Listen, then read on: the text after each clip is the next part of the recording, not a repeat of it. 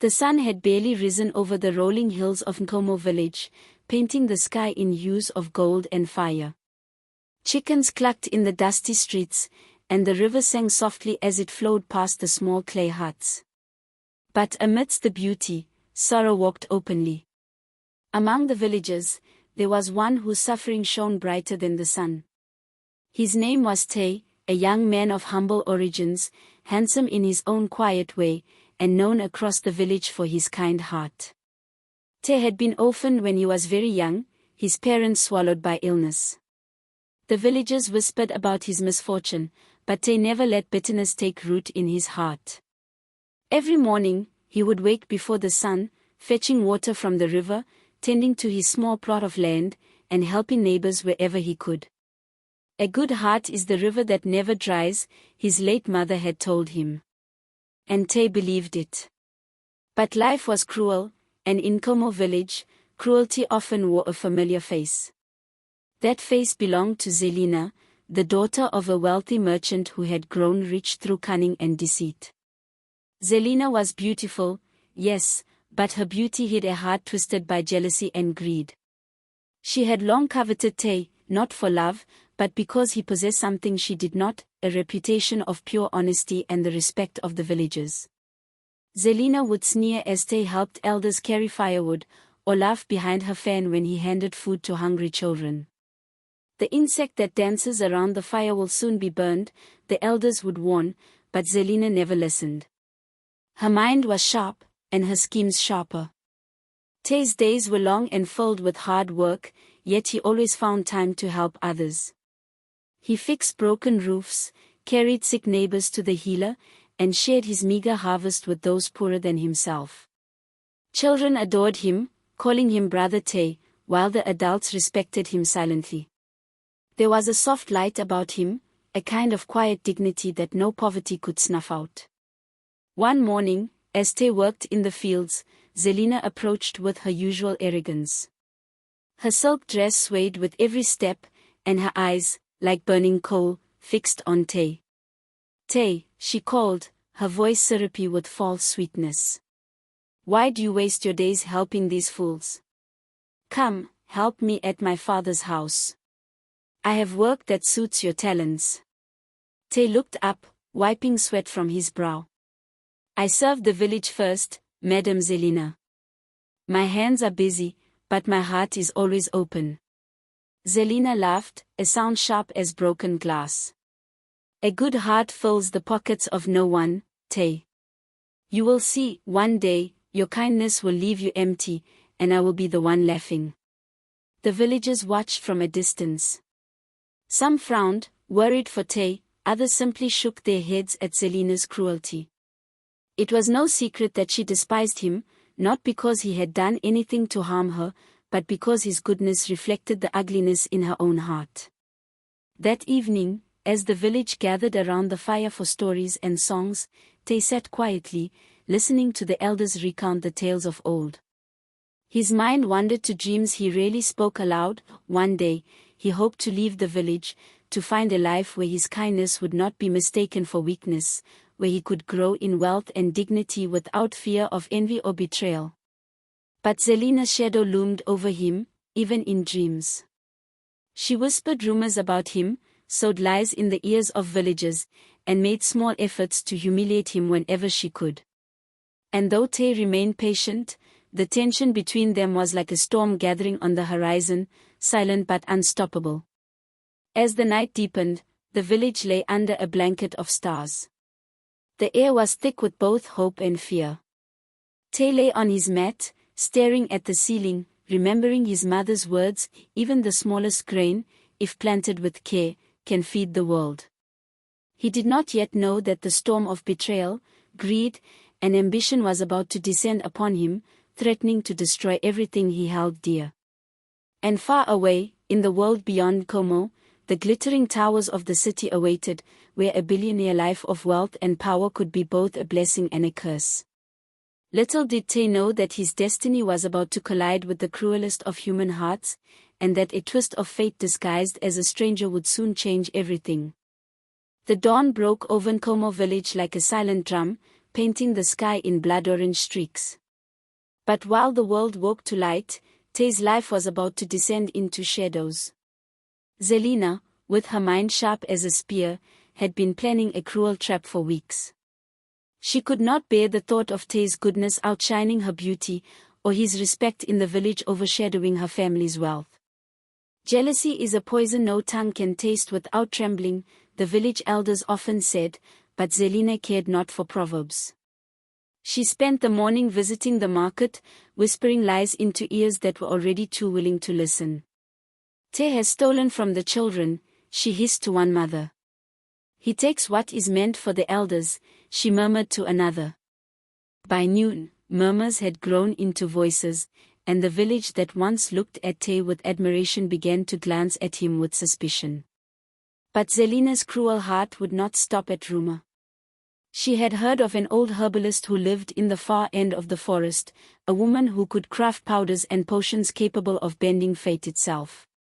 Zelina, dressed in silks and jewels, went to this woman and demanded a potion that would ruin Taye's chance at success. The herbalist, wary of such evil, warned her, the hand that plants a thorn will bleed too. Zelina only laughed, her eyes cold as midnight, and left with the powder hidden in a small gold pouch. That evening, Taye returned from the fields, tired but content, unaware of the storm brewing against him. He passed through the village square where Zelina waited, a smile painted on her face, innocent as a dove. "Taye," she said softly, "your harvest is small this season, is it not? Perhaps you need some help?" Taye shook his head politely, unaware of the danger in her tone. "I manage, Madame Zelina. My hands are poor, but they are honest." Her smile deepened. Later that night, as the villagers slept under the blanket of stars, Zelina crept to the river where Taye kept the grains for his small business. She sprinkled the herbal powder into his sacks of seed and harvest, chanting quietly words that twisted destiny. "By envy and greed, your fortunes will fade," she whispered, the wind carrying the curse into the heart of the village. The next morning, disaster struck. Taye woke to find his harvest rotting before his eyes, the seeds he had saved for planting destroyed. The villagers gasped as they gathered around, pity and fear mixing in their eyes. Children whispered, "Brother Taye, what has happened?" Taye knelt among the ruined harvest, his heart heavy but his voice steady.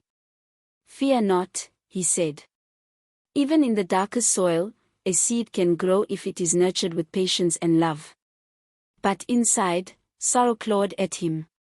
He had worked tirelessly, yet Zelina's cruelty had undone it all in a single night. Zelina, watching from the shadows, could hardly contain her glee. Her plan had succeeded. She strutted through the village later that day, whispering that Taye's luck had turned, that perhaps he was not as pure or blessed as they had believed. "The one who envies another's meal will soon go hungry themselves," an old woman muttered, shaking her head at Zelina, but the words fell on deaf ears. Taye, though crushed, did not lash out. Instead, he went to the elders for guidance. "What must a man do when the storms of evil beat against him?" he asked. The village elder, a man named Boko, looked at him with eyes deep as the river.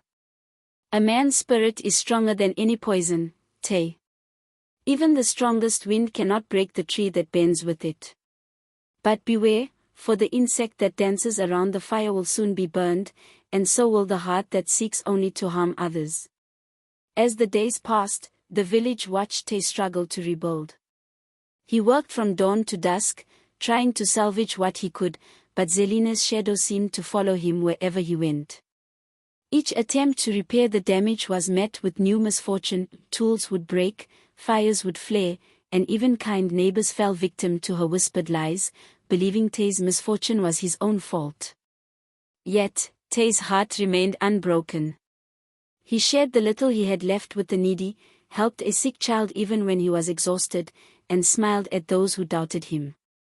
But inside, anger simmered quietly, a storm he did not yet unleash.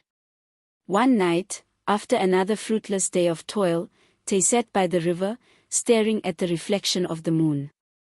"Why do the wicked prosper while the good suffer?" he whispered to the stars. And then, as if in answer, a soft rustling came from the bushes. A cloaked figure stepped forward, their face hidden in shadow. "Even the lowest river can become a mighty waterfall," the figure said, voice gentle but firm. "Do not despair, Taye. The time of reckoning is near." Taye looked up, startled. Who was this stranger? Was this a dream, or had the spirit sent help?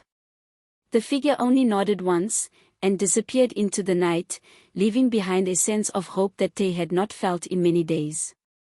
As Zelina celebrated her small victory in her silk-draped home, Taye's heart, though heavy with loss, carried a seed of something stronger than fear or despair, the seed of destiny, waiting for the right moment to bloom. And so, the stage was set. The wicked had struck, the innocent had suffered, and a mysterious twist had entered the tale. Soon, the storm would rise, and the world would see whether cruelty or kindness would triumph. The days in Como village had grown heavy and dark, as though the sun itself feared to shine on Taye's suffering. Each morning, he rose with the first light, yet every step felt heavier than the day before. The village whispered more freely now, their sympathy tainted with doubt. Even neighbors who had once praised him began to avoid his gaze, fearful of Zelina's rumors and the shadows of misfortune that clung to him. Taye's hands, once strong and sure, now trembled as he tried to salvage what little remained of his harvest. Every seed he planted wilted, every tool he touched broke. Even the river seemed against him, its waters rising and flooding the small plots he had worked so hard to maintain. But Taye did not curse the world. "A man who keeps his heart like a drum will always hear the rhythm of life," he whispered to himself, repeating the words his mother had once taught him. Zelina, meanwhile, floated in triumph like a bird above the river, savoring her victory. She wore her silk dresses with arrogance, parading through the village as if Taye's downfall were her own accomplishment. The elders, tired of her mischief but powerless against her schemes, muttered among themselves, "The tree that bears poisonous fruit will someday fall." But Zelina only smiled, her heart hardened by greed and envy. One evening, as Taye rested by the river, staring at the moon's silver reflection, the cloaked stranger appeared once again. This time, their presence was closer, and the air around them seemed to hum with quiet power. "You continue to suffer, young Taye," the stranger said. "Yet your heart remains pure. That is why I have come." Taye's eyes widened.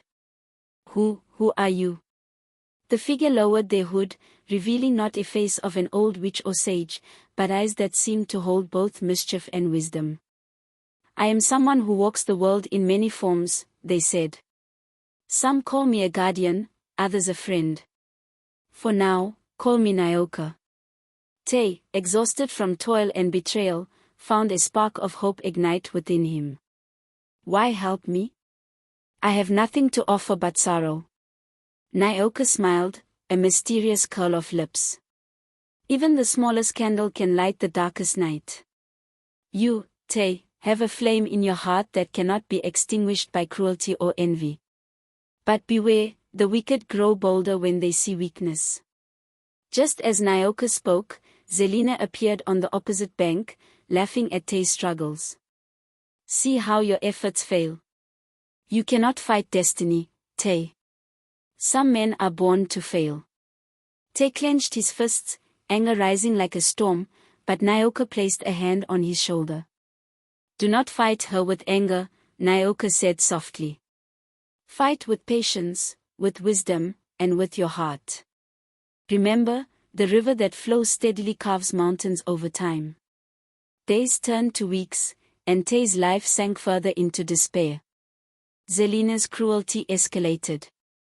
She bribed merchants to refuse him tools, spread rumors that he had stolen grain, and even convinced the village council that he was unfit to sell his harvest. Taye found himself isolated, struggling not just for survival, but for his reputation. One morning, Taye discovered that his small hut had been ransacked. The last of his possessions, pots, blankets, even the small keepsakes from his parents, were gone. The villagers looked on silently, afraid to intervene, while Zelina's laughter echoed from her father's mansion at the edge of the village. Taye sank to the ground, his chest heaving with grief. "Why must the wicked prosper while the good suffer?" he whispered to the sky. His tears fell into the dry earth, mixing with the dust of his crushed dreams. It was then that Nyoka appeared again, their cloak fluttering in the wind as if it were alive. "Taye," Nyoka said, voice steady, "this is the hour when true strength is born. You have been tested, pushed to the edge, and yet your heart remains unbroken. That is why the time of change is near." Taye looked at Nyoka, hope flickering like a candle in the wind. "But how? I have lost everything. Even the village turns away from me. How can I rise from such depths?" Nyoka knelt and touched Taye's shoulder. "Even the tallest tree begins as a seed buried in darkness. Trust in yourself. Trust in the goodness you have sown, and the world will remember your name. But you must act with courage, for the wicked will only be defeated when their arrogance leads them to fall." As Taye absorbed Nyoka's words, Zelina returned to her mansion, confident that she had won. She threw a grand feast for herself and her friends, flaunting the suffering of Taye like a jewel. She danced in silk and gold, convinced that the story of Taye's downfall was complete. Yet Nyoka's warning lingered in the night: the one who builds walls of pride will see them crumble first. Taye, though battered and weary, rose with a renewed determination. He understood that his journey was far from over.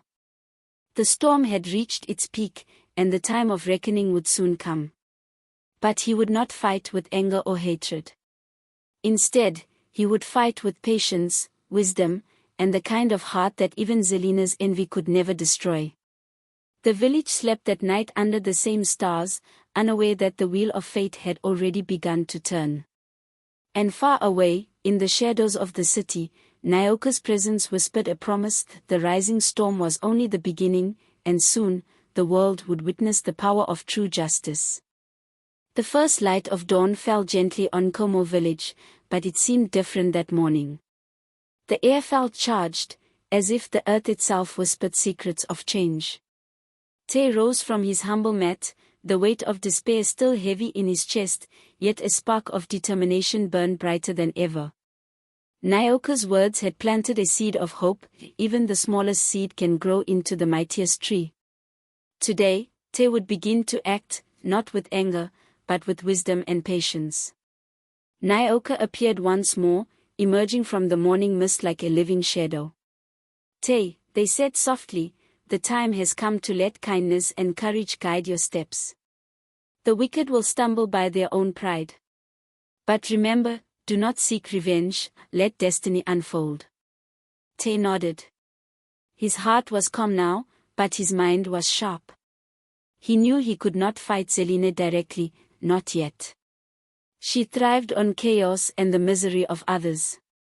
So, he began quietly, helping the villagers in small, unnoticed ways: repairing roofs, sharing food secretly, tending to the sick.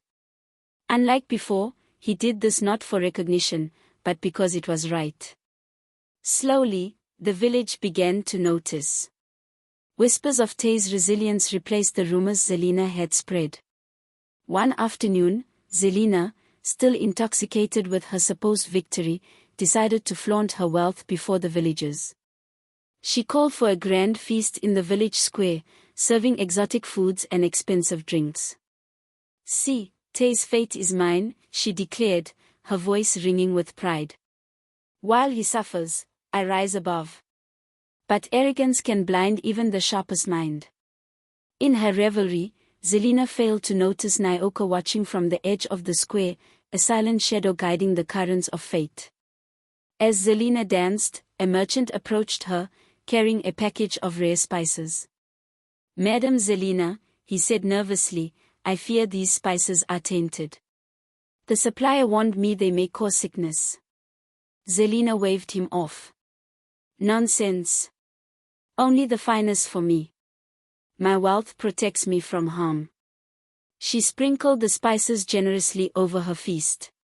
Little did she know, Nyoka had subtly enchanted the air that night. Those who would indulge her arrogance too eagerly would be humbled. Meanwhile, Taye had noticed a child trapped under a fallen cart nearby. Without hesitation, he lifted it, freeing the frightened boy. The villagers, who had gathered to watch Zelina, now turned to see Taye's quiet heroism. Eyes widened as they realized that despite losing everything, his heart remained unbroken. "A river that refuses to dry feeds all who come to drink," one elder muttered, nodding with admiration. By evening, Zelina's feast turned into chaos. Guests grew sick from the tainted spices, and her carefully crafted image of perfection crumbled in front of everyone. Panic spread through the square as villagers scrambled to help the suffering. Zelina screamed in fury, her voice cracking like a whip in the wind. "This is impossible. How could this happen?" Taye, calm as the river, approached her. "Madam Zelina," he said softly, "sometimes the seeds we plant return to us in ways we do not expect. Perhaps now you understand that cruelty cannot thrive without consequence." Zelina's face turned pale. She opened her mouth to speak, but no words came. For the first time, she saw the consequences of her pride and envy, reflected in the faces of the villagers who once feared her. Nyoka stepped forward, revealing their full form, a figure of radiant presence, neither young nor old, cloaked in mystery and wisdom. The villagers gasped. "This is the one who has guided Taye," whispered an elder. "Perhaps the gods themselves walk among us." Nyoka spoke, voice firm and commanding, "Let this be known, kindness and patience are stronger than greed and envy. The one who harms the innocent will eventually face justice, and the one who suffers with a pure heart will rise." Taye bowed respectfully, not out of fear but in acknowledgement of destiny. Zelina, humiliated and shaken, stumbled back. The villagers' whispers grew louder, turning into a chorus of judgment. She who envied Taye now faces her own undoing. That night, Taye walked by the river, Nyoka beside him. "The storm has passed, Taye," Nyoka said. "But remember, this is not yet the end. True judgment awaits, and the final truth must be revealed at the place of power, the king's palace." Taye nodded, his heart steady. He understood now that life's twists, cruel as they might seem, were shaping him for something greater. His suffering had not been in vain. Every act of cruelty Zelina had inflicted, every loss he had endured, had strengthened his spirit. The time for humble patience was ending. Soon, the world would witness the rise of a man who refused to bow to evil. As the moon rose high over Nkomo village, the villagers spoke softly among themselves. "Taye's heart is like the sun," one woman said. "No shadow, however dark, can hide it forever." And in the quiet of the night, Nyoka's eyes gleamed with quiet satisfaction. The seeds of justice had been sown, and the harvest would be abundant. The day had come when destiny could no longer wait. The king of the land had summoned Taye to the palace, a glittering fortress far beyond the hills of Nkomo village. News had reached the palace of Taye's unwavering kindness, his trials, and the mysterious figure who had guided him. Even the king, wise and just, wished to see if the tales of suffering and resilience were true. Taye entered the palace courtyard, dressed in simple robes, his hands callous from years of honest work. He looked around at the gold and marble, feeling no envy. "The man who seeks wealth before wisdom is already poor," he whispered to himself. Nyoka walked beside him, cloaked in calm power, unseen by most, yet ever present as a guiding spirit. Inside the throne room, Zelina stood arrogantly before the king, expecting accolades for her wealth and influence. She had followed Taye's summons under the pretense of explaining herself, confident that she still held power over the village hero. But as she saw Taye enter, calm and composed, something unfamiliar flickered in her eyes, unease. The king, an elder with eyes like molten gold, spoke first. Taye of Nkomo, it is said that you have endured great trials, yet your heart remains pure. Tell me, young man, what is the truth of your journey? Taye bowed deeply. Your Majesty, I have lost all that I held dear, yet I have learned that kindness and patience are stronger than wealth or cruelty. The wicked may strike, but the heart that remains true cannot be broken. Murmurs rippled through the grand hall.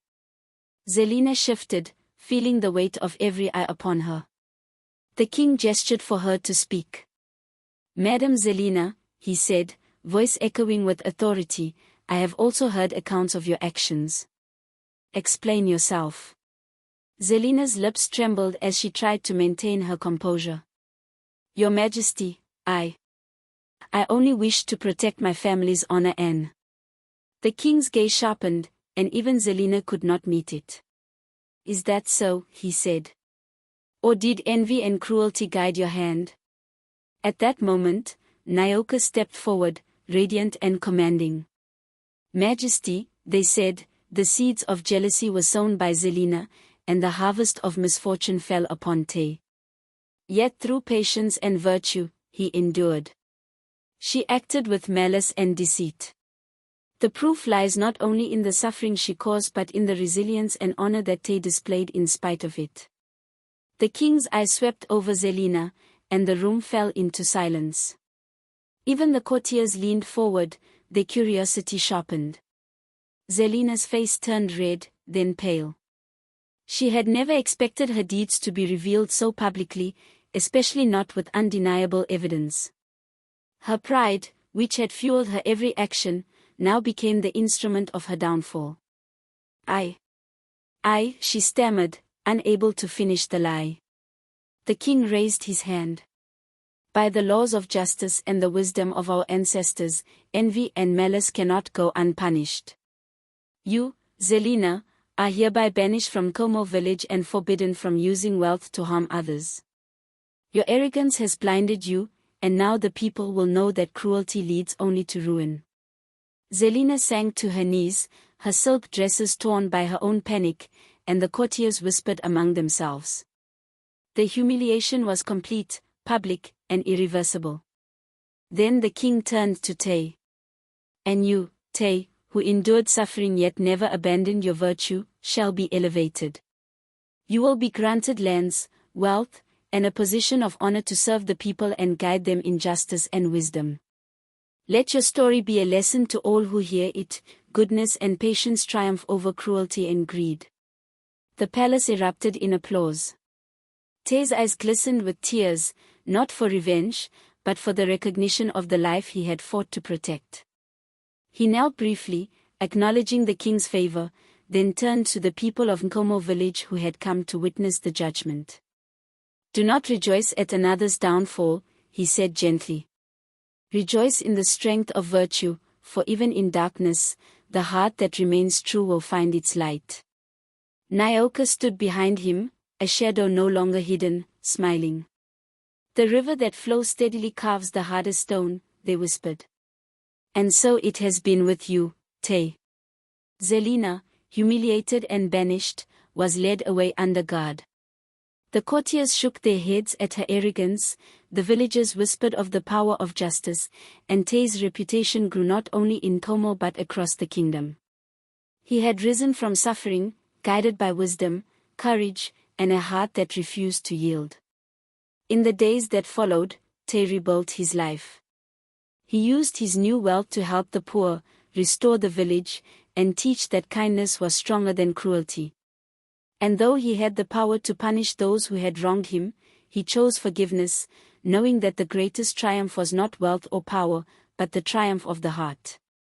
As the sun set over Nkomo village, the elders gathered to speak of the lessons learned. The hand that harms others will eventually tremble, said one. And the one who preserves virtue, even in hardship, will be lifted high. Taye stood by the river, reflecting on the journey that had brought him here. From orphaned farmer to respected leader, from despair to triumph, he knew that the twist of fate, though cruel, had shaped him into a man of wisdom and honor. And somewhere, watching from the shadows, Nyoka's eyes gleamed with quiet satisfaction. Destiny had been fulfilled, justice served, and the story of Taye would be told for generations.